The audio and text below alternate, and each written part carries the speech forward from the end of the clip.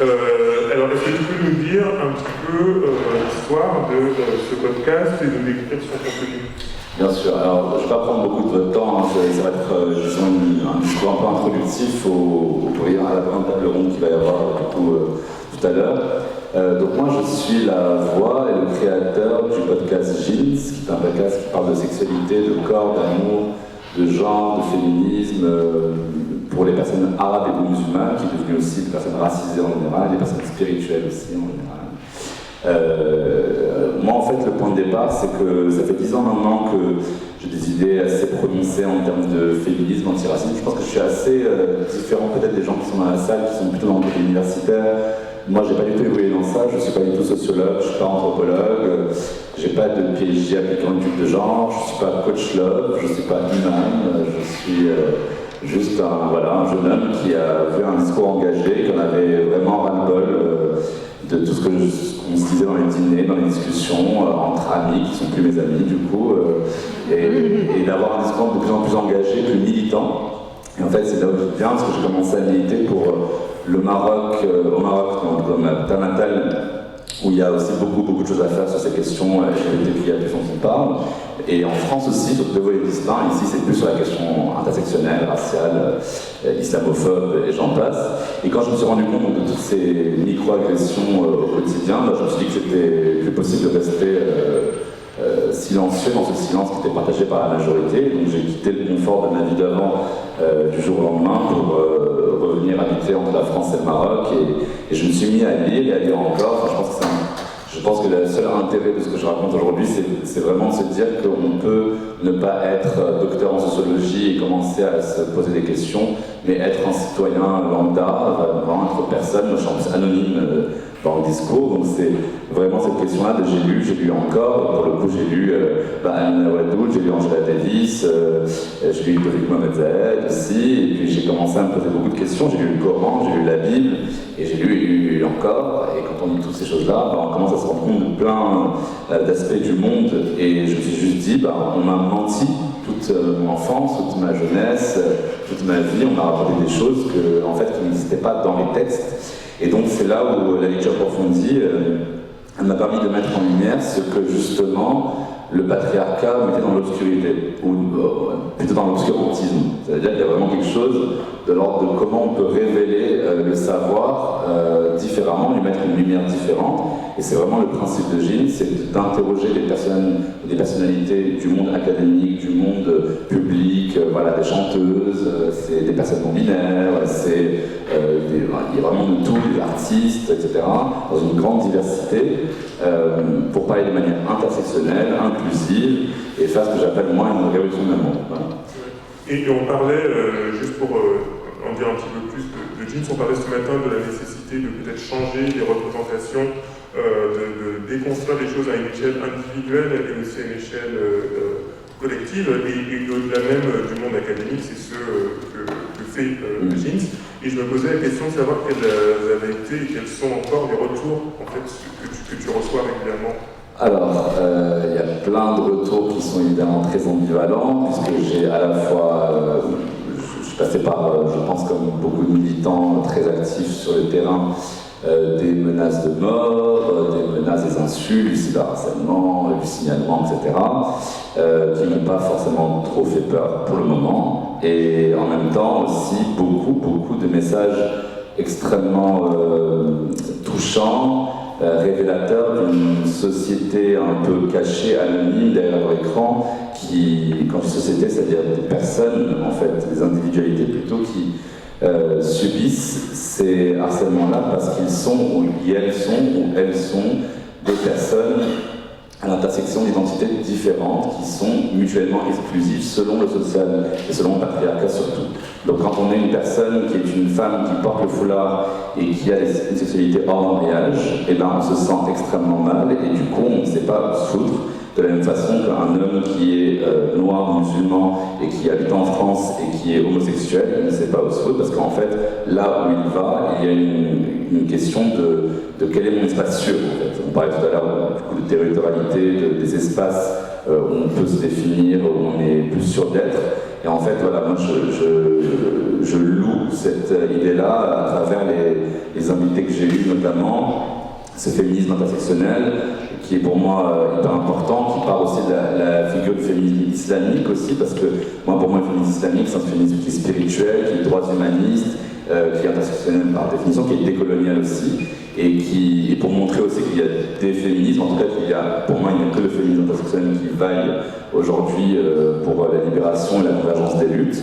Donc, il y a vraiment ce principe-là aussi de les retours, les gens sont très heureux d'avoir enfin des représentations, en fait, de se dire, en fait, on est en train de penser de l'intérieur, par nous et pour nous, ces questions-là, qui ne sont pas du coup homonationalistes, qui ne sont pas prises dans des rapports de colonialité, et vraiment de repenser aussi toutes ces questions-là de représentation de manière profonde, de les redéfinir, de se les réapproprier aussi, et voilà, et d'en faire nos propres visions du monde, quoi.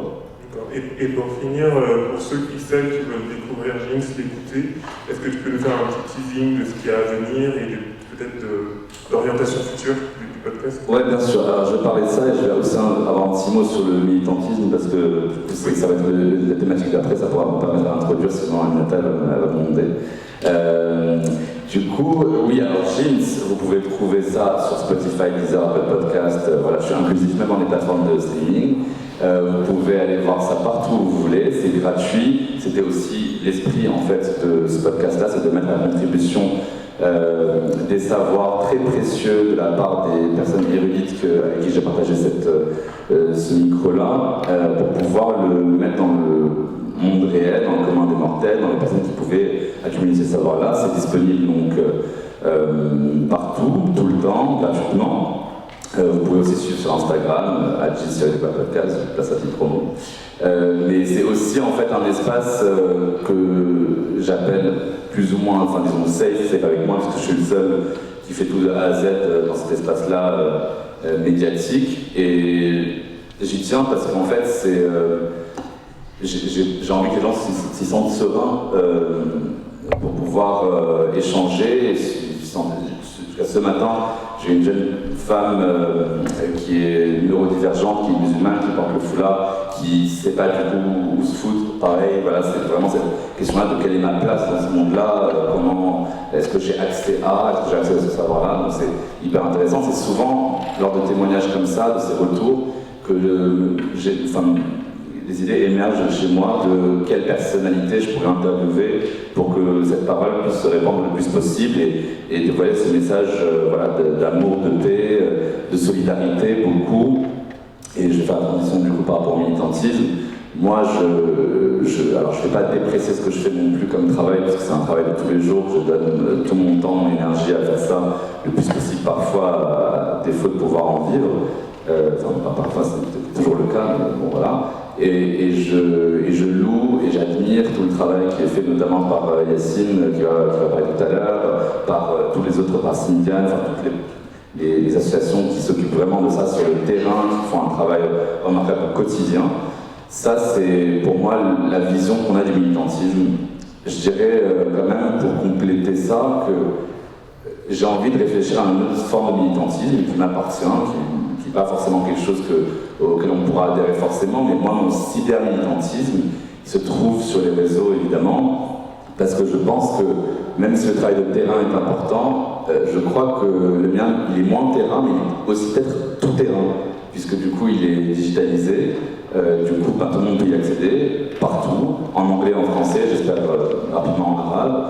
Pour donner envie, j'ai des hors-séries qui sont en train de passer sur le prochain, ça va être sur l'afroféminisme et les spiritualités, par exemple. Donc, essayer de comprendre le rapport de colonialité qu'il y a eu sur le truc de l'islam et la chrétienté, dans les pays ouest-africains, etc. Bref. Il y a plein de sujets, vous allez pouvoir explorer comme vous voulez, ça part vraiment de validisme, de sérophobie, comme ça part de grossophobie. Voilà. Et donc l'idée de militantisme pour moi, elle est très très importante dans le sens où on doit pouvoir se dire qu'en tant que citoyen, citoyenne, on a le pouvoir déjà de militer pour nos idées, pour les causes qui nous sont chères, sans potentiellement en parler de manière universitaire. Et moi, ce que j'ai essayé de faire, en tout cas autant faire se peut, c'était vraiment de mettre en lumière des savoirs qui sont déjà brillantissimes dans les cercles universitaires, mais pas que. Il y a autant Zaya Dehar qui dit des choses incroyables sur ce podcast-là que Léla Slimani, que Rokhaya Diallo, mais que aussi Malika Hamidi, Nadia Bouga ici présente, Yacine aussi, Ludovic Mohamed dans la salle, il y a la moitié qui vient de l'interviewer. Et donc du coup, d'avoir ce militantisme-là qui passe par la parole, et moi je voudrais finir là-dessus, après j'arrête de parler, je vous laisse pour votre pause, c'est la question vraiment du militantisme comme quelque chose qui n'est, pour moi, que je définis, en tout cas là où je me retrouve, pas uniquement comme politique, mais comme poétique. Ça veut dire que ma démarche, elle est vraiment celle de transformer les mots, transformer la parole, la donner aussi, parce que je suis très conscient de mon point de vue situé, de mes privilèges, du fait que je suis un homme cis, etc. Il y a plein de choses qui font que quand on se situe bien comme il faut, on sait aussi comment être un meilleur allié aux causes qui nous touchent moins en tant que personne blanche, en tant que personne racisée, en tant que personne trans, etc. Et en fait, on se place, on se déplace avec beaucoup d'intentions, de bonnes intentions, un militantisme aussi qui doit faire partie d'un mouvement de l'effort, mais aussi voilà, la joie.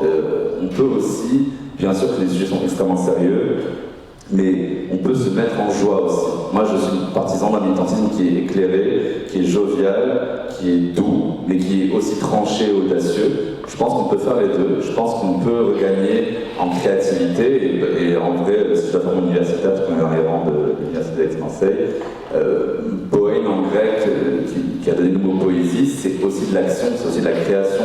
Donc en fait, c'est pas un mouvement introspectif qui est complètement détaché et tout. Pour moi, la poésie, la joie, ça peut être fondamentalement militant, ça peut créer du collectif autant que l'individuel et du particulier, ça peut faire en sorte qu'on peut réapproprier nos paroles, nos récits et aussi nos actions. Merci beaucoup. Oui, allez écouter Gilles. Voilà.